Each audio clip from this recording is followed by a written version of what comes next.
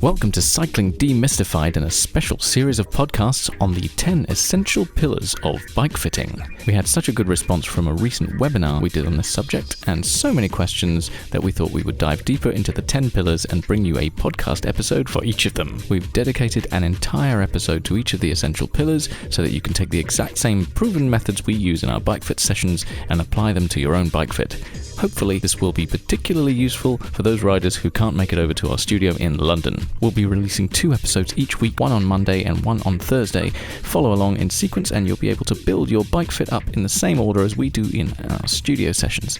As always, if you have any questions off the back of this series, get in touch. We want to hear from you and we'll help you find that amazing bike fit you've been looking for. So grab a seat, cup of tea and tune in so that we can share the knowledge we've accrued over thousands and thousands of bike fits. Here we go with episode 2 of our 10-part series on the essential pillars of bike fit. Seat height. This is clearly one of the most important aspects of your bike fit, but also the one variable that 70% of riders get wrong through no fault of their own. Listen in to find out why and see how you can discover your optimal saddle height.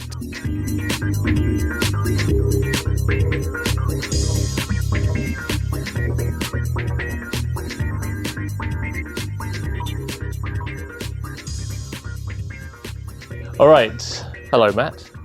Way. Today, we are going to talk about saddle height. Just the two of us? Just the two of us. There's only 2 of us here today. So. Oh, now I've got that in my head. Oh. What? Sorry. You know when you like say something, you get a random line from a song stuck in your head, and then you get the song in your head. Anyway. So yeah, we are Sans Ev today. Well, let's start again. Yeah. Welcome back to the Soft Issues podcast, Matt. How are you, Way? I'm missing Ev. He's not been on very many episodes. Literally, metaphorically. Yeah. All the above. All the above. He's had to go and pick up a parcel, hasn't he? So anyway, there's just 2 of us. So this means today we get to get really geeky about bike fitting. And today we're going to give you probably one of the most important tips, tricks, hacks about saddle height, because everybody needs this and everyone needs to get their saddle height right. Otherwise, you're going to end up in a world of pain. But we're going to delve into what it is, why it's important, the common pitfalls people come up against as they try and set their saddle height, influences that go into how people go about it, common misconceptions, maybe some exceptions, and at the end we're going to give you the process, the exact process that we follow when we go through our bike fitting that you can take into your own bike fitting journey as well. And it's proven. We've fitted thousands and thousands of happy cyclists, so we know this works and it's actually a lot easier than you think. So listen on and let us know what you think, give it a crack, and let's delve into it. So, let's start with... Guess a good place to start is the beginning, isn't it? Yeah, let's start at the beginning. How would you define then, Way, saddle height? What is it? Saddle height, well, I think it's pretty simple really. It's just the position of your saddle relative to your pedals and how high that is above the pedals. Your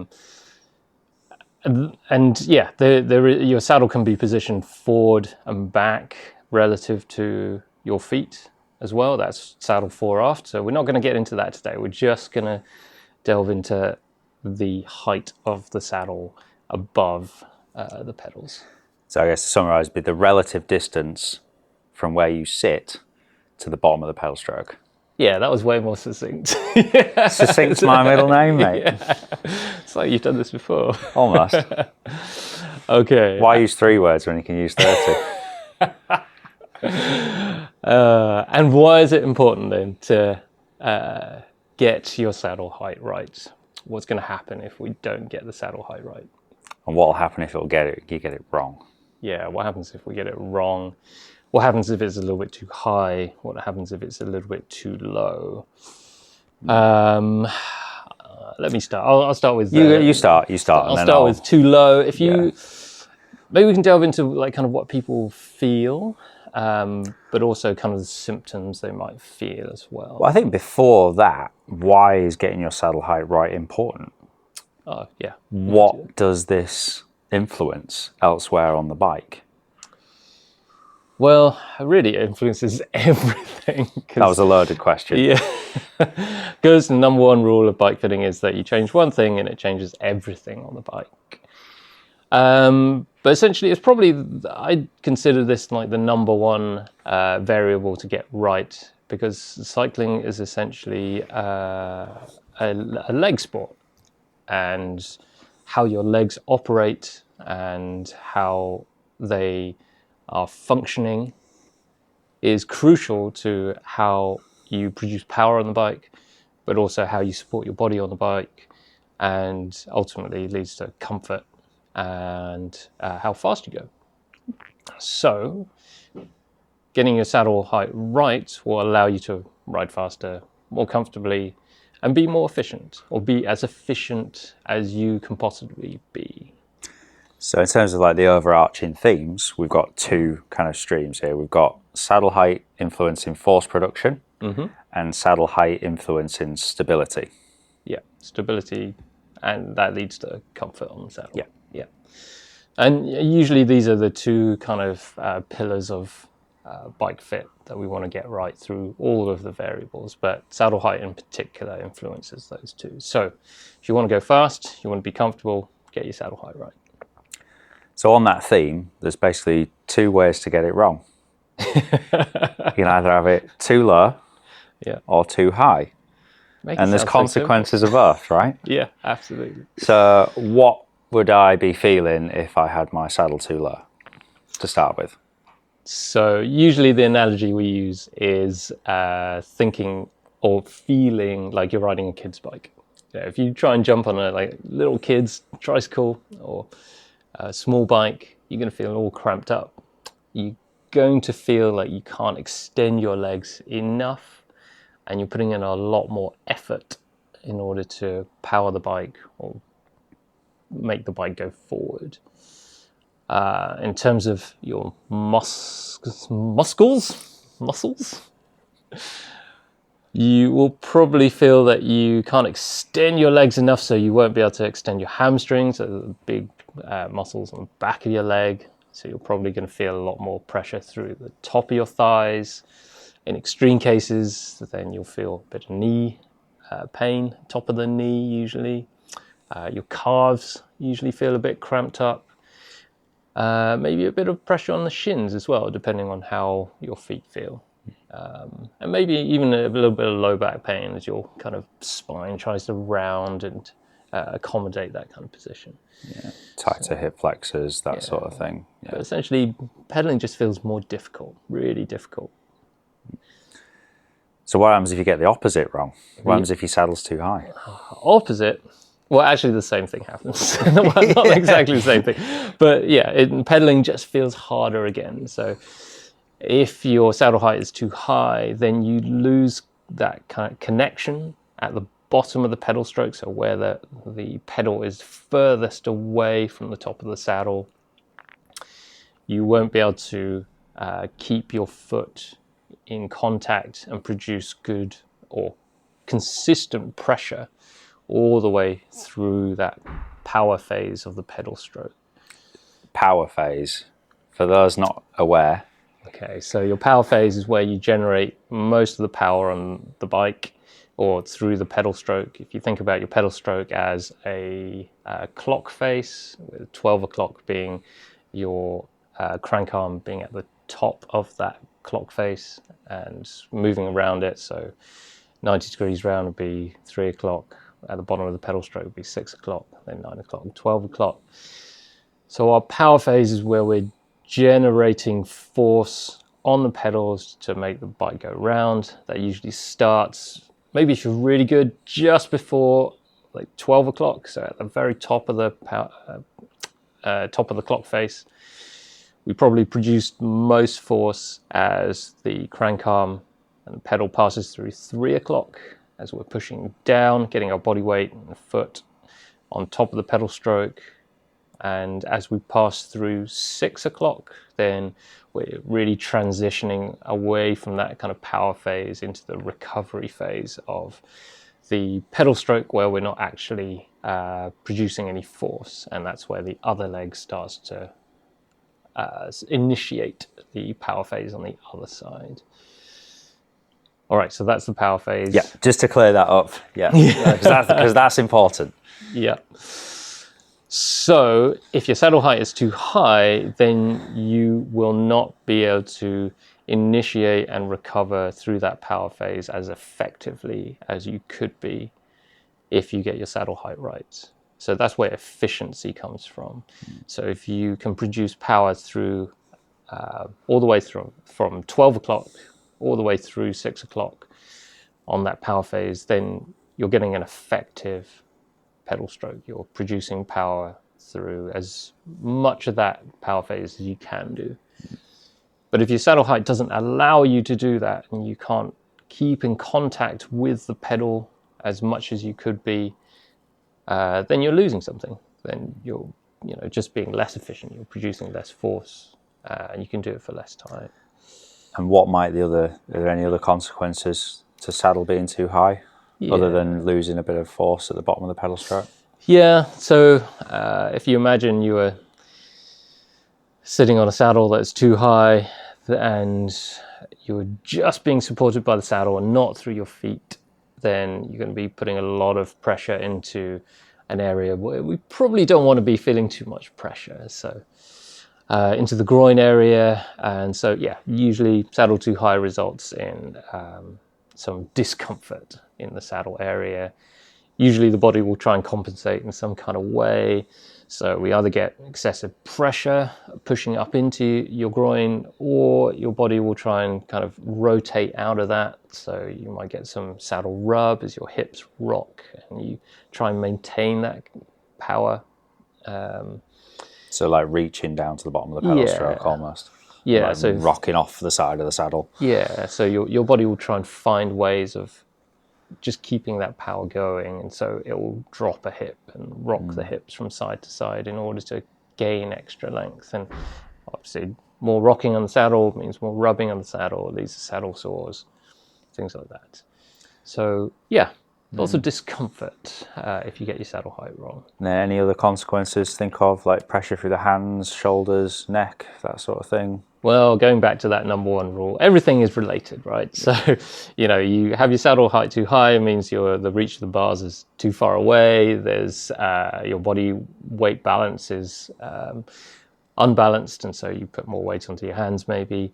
The lower back gets kind of overstretched. So there's a huge plethora of consequences that could arise, but it really depends on kind of how your body adapts and compensates. So if you get this right, then you're in a much better position to address any other issues that come about. So it's worth looking at.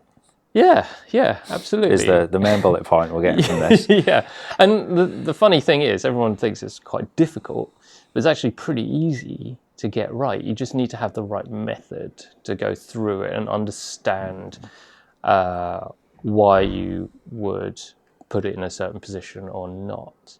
But even though it's really easy, everyone seems to get it wrong. So before we go into the how-to, what are the other potential influences on a bicycle that can have an effect on your saddle height, how it feels, the effective saddle height versus actual saddle height, all this kind of stuff? Yeah, so we've kind of simplified saddle height into just that kind of vertical movement above the pedals. But as we said before, everything else affects your bike position. So if you move your saddle forward and back, because of the seat tube angle of a bike, it's not completely vertical. So the seat tube angle is the tube that runs from the bottom bracket where the cranks attach to the top of the seat tube, the seat post, so where the seat post inserts. And you'll notice that it's at a slight angle. So classically 73 degrees. If only. If only, yeah. Don't get me started on that. That's another podcast episode. But it is at a slight slope. So if you move your saddle height up and down, that not only moves the saddle height up in a vertical direction, it also moves it slightly further back if you move it upwards, but also slightly further forward if you bring it slightly further down. So you do have to take these things into account, but again, we're going to concentrate on kind of just the seat height for the moment. But if, for example, you have your seat pushed all the way back and further behind the bottom bracket or cranks, effectively you have to reach further to reach the pedals. So effectively your seat height is a little bit taller. So really it should be described as the seat's just further away from your feet. So it can feel like your seat height is too high if your saddle is a little bit too far back. Does that kind of make sense? Yeah, absolutely. There's lots of things that go into it. But I think, would you kind of sort of summarize that, generally speaking, to produce good force on the bike and create stability and comfort, a good place to start, we talk about neutral balance point a lot. A good place to start would be to be pushing through the pedals from above. And your saddle position, whether that's seat height, whatever it might be, has to facilitate that. Yeah, absolutely. We just need to understand a little bit about biomechanics and just how the body produces force to be an effective cyclist. And we use the analogy of squatting or doing a lunge, or just pushing down on the floor. If you want to push down on the floor, if you want to push effective force on top of a point on the floor, just imagine you're trying to push down on a plank of wood on the floor. You're much more effective if you can get your body weight on top of your foot and your leg in order to push down on that point. Now imagine if you stood back behind your foot and tried to push down. Try it. If you're listening right now, try it. So kind of push down on a piece of floor and then kind of take a step back and then try and push down on the same point, almost like you're stretching. Well, you are stretching your foot out in front of you to push down.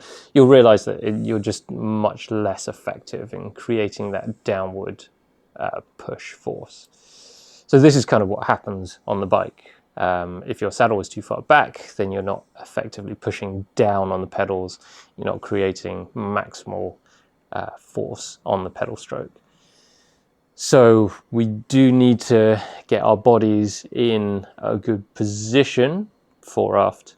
I thought we were going to talk about this, but key though, isn't it? No, everything influences everything else. Yeah, so you do need to get your body in a good position where you can create effective force on the pedals by where your body is positioned fore and aft, so forward and back relative to the pedals. And that has a relationship with saddle height. And I think, why it's relevant is that saddle height has a deep relationship with fore aft because the seat tube angle. Yeah. And then we can get into the nuances of TT bike fit and triathlon fit, where the opposite happens in your body position is pitched further forward, and what effect that has into kind of force production and balance. But let's see if we can stick on the kind of seat height elements. So should we bust some myths? Go on then. Yeah, let's. What's the most common kind of issue that we see in the bike fit space whenever people come in? There's usually saddle too high. Yeah. amongst a lot of other things, but the most common adjustment I think we make to a bike, would it be fair to say, is that we move the saddle down? Yeah. So I don't know you, I'm talking to you listeners, but more than likely, I reckon about 60% of people, being generous here, will have I'd go more. 70% of people are probably riding with their saddle too high. And why are they riding with their saddle too high, Way? Let's get to the good stuff. Well, I think this was actually from Colby. Colby Pierce, another bike fitter, US. Check out his podcast. The Obi-Wan Kenobi of bike fitting. I think he suggested this theory. So it is just theory, but it makes a lot of sense to me. And that is because we're not evolved to ride bicycles. Bikes are weird. Bikes are weird. There's not very many other activities where you are pedaling around in circles, I would say. So the bike riding is unique in the biomechanics required to propel the bike forward. What do we evolve to do, Matt? Run, walk, and lift stuff. There you go. 3 of your favourite things. Sometimes. Running for sure. And what do our bodies do when we run? Push the ground away. Yeah. Using your glutes. Well, if you're a good runner. If you're doing it properly. Yeah, so our bodies are designed to run. They are designed to walk. And so our whole mechanical system is optimized to be most effective, most efficient when we're running. And one mechanical product of running is what we call triple extension. So as we push off the ground, we extend our foot, we extend our knee, and we extend our hips fully. So that means if you can do it yourself right here. If you kind of just extend all of those parts of your body, you'll realize that your leg almost comes out straight and your body comes out straight too. But this never happens on the bike because we're trying to pedal in circles and we're sat down and we're leant forward. So our body can't actually get into a position where it can fully extend its legs as it would do naturally whilst we're running. But that's fine because we're trying to pedal a bike. We're trying to stay in control of the pedal stroke, and if we want to pedal in circles, then we have to stay out of triple extension. Like if you extended your legs fully each time you pedaled, you'd get a really super jerky pedal stroke. So cycling is a compromise on our bodies. And because we're able to extend more than we can do in cycling, we feel like we're underextended. We feel like we've got more to give when we're pedaling the bike. And so everyone thinks, oh, I want to get more power. I want to get more force out of my pedaling. So I'm just going to jack the seat up so that I can get more of this triple extension through our bodies. But the consequence of that, as we described before, is that you lose control of that pedal stroke. It becomes very jerky. You can't pedal smooth, kind of circular, consistent pedal motion around the circle. You can't stay comfortable in the saddle. And so our body's caught in conflict. So it's actually not anyone's fault that they've set their saddle height too high. It just feels more natural because you're capable of doing it and you want to create more force because you want to go fast on your bike. But really, you're doing yourself a disservice and you're not prioritizing what's important about bike riding, which is actually comfort and more consistency of power production rather than the kind of absolute power production. So, hopefully everyone's still with us. Still with us? No one's fallen asleep yet. But just to summarize, basically we evolved to run, to walk, which creates triple extension, maximal extension through our hips and legs and feet. We don't do this on the bike, and so we feel like we want to do this on the bike, but this leads to poor position and poor control. Maybe I should have just said that. Would have been easier. We can edit that out. That's fine. So this leads to the vast majority of riders who haven't gone through the process of exploring their seat height to kind of really set themselves up in a position that's far too high. and that creates all kinds of other issues. So how do we rectify it? How do we rectify it? Right. Should we go through the method? Let's get into the good stuff. Okay. Yeah. So, do you want to start us off? How would we go about setting seat height then? So, to appreciate what feels good, you've got to appreciate what feels bad. Excellent. Big fans of making things worse before they get better. So, unless you have a reference point or a frame of reference as to what too low feels like and what too high feels like, then you're not really going to know where you are within that range. Yeah, you don't know what you don't know, right? Exactly. And we are here to know what we don't know. We're here to know it. So, but the important word there is range, because there is no 1 millimeter perfect saddle height. There is a window in which you can work, and that your body is robust enough that within a few mil either way, you can pedal effectively, create good stability, and produce good force. Yeah. So with that being said, what you kind of want to do if you want to experiment with this is set your bike up on a trainer, make sure it's level, as we've spoken about previously on the pod before, and pick a gear where you're pedaling at around about a 5 or a 6 out of 10 effort. So kind of 3 or 4 hours, Sunday club ride, maybe not quite a cafe stop, but you get the idea. You know, you can talk in full sentences, but it's uncomfortable to do so. Yeah. Zone 2, we should do a podcast on that. Oh. That'll be ours. A Zone 2 podcast. Maybe we should wear heart rate monitors for that. I've got the heart rate of an asthmatic bulldog at the minute.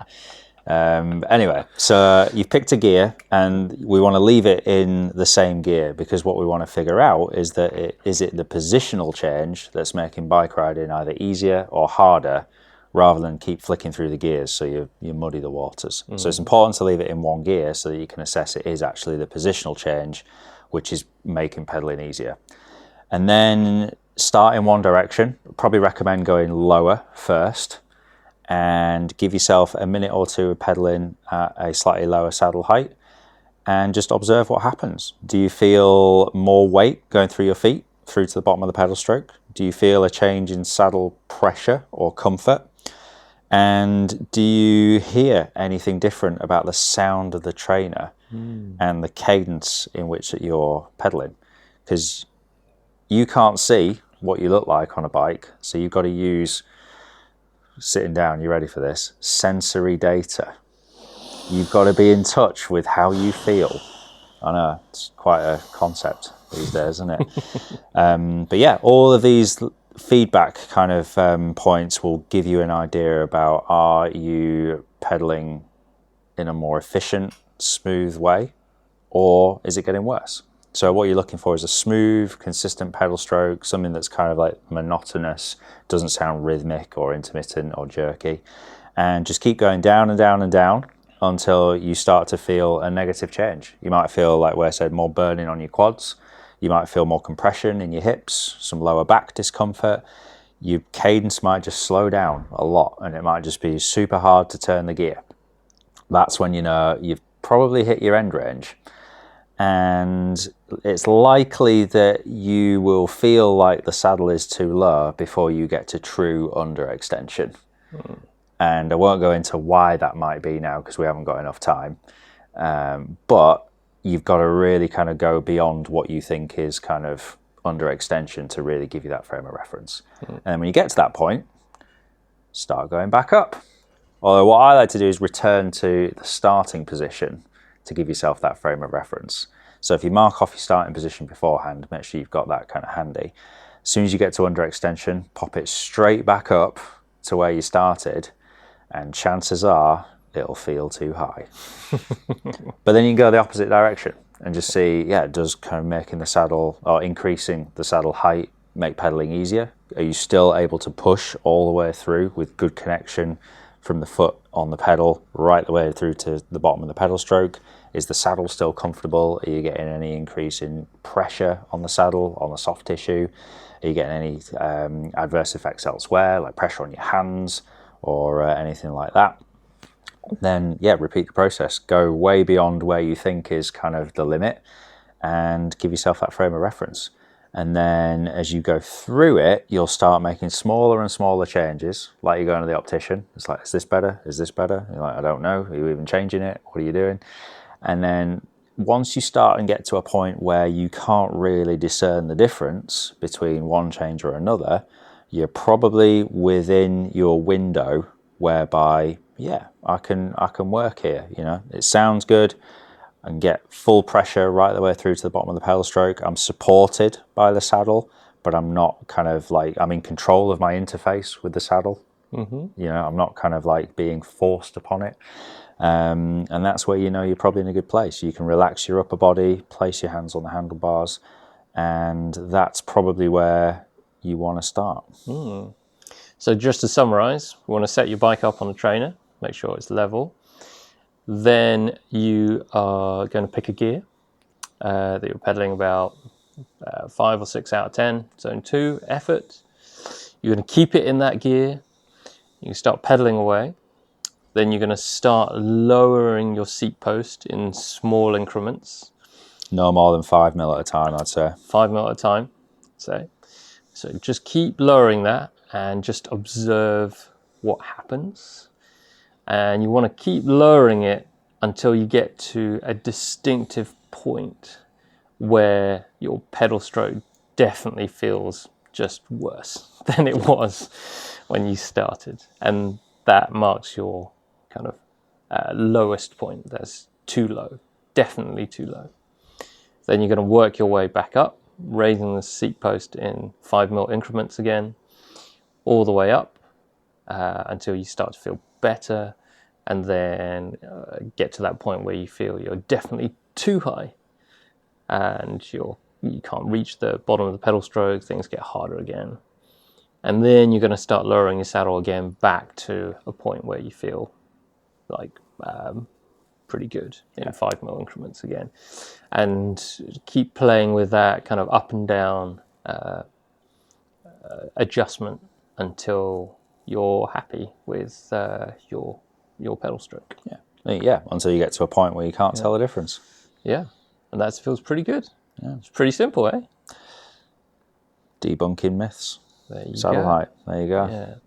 Yeah. The only thing I would add would be to, once you've found that kind of window where you feel pretty comfortable, I would then knock it up a couple of gears. So you're pedaling a harder gear. And just retest with another maybe 5-6 mil kind of up and down just to see how it feels. Because usually people, when you put them into a harder gear, will start to drop their heels a little bit more. They start to pedal in a slightly different way when asked to put more force in. And so you might actually have to lower your saddle just a little bit more so that when you're pushing really hard, that you still stay in control of the bike. And then this might feel even worse when you come back out of that kind of hard gear, but then you need to decide, you know, where do I want to make my bike feel best? Do I want it to feel good when I'm just soft tapping and just going through that kind of nice easy zone 2? Or do I want my bike to feel better when I'm pushing really, really hard? Yeah. So there's context on how you're going to use the bike as well as to where you might want to set the saddle height. Yeah. And I think this is what people get really confused about, because there's so many different ways of setting a seat height, and everyone's looking for that kind of magic bullet of like, yeah, we're going to use the Le Mans method and multiply my inseam with like, you know, this kind of whatever number it is. And, oh, we're going to use some motion capture system, and we're going to set our knee angle to, you know, 144 degrees. But nothing beats kind of just testing and being able to test on an individual basis and providing your body with an experience, and through that experience your body kind of learning what it likes, because your body will tell you very quickly what it does not like. And so once you've defined those areas where it doesn't like something, then you know where those limits are, and you can set yourself into a good place. So, yeah.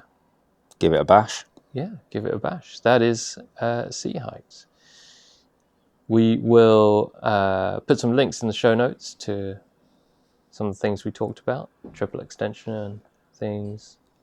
Might even write a little blog article about this, just so that you have it in writing. But if you have any questions at all, get in touch. Send us an email, info@foundationbike. I can't even get it right. info@foundation.fit. That's it. God, helps if I know my own company, eh? And the main thing is give it a bash. I think most people set their seat height too high because they've thought they've got this formula and they've got these angles and they've been to a bike fit and they've just set it at this position.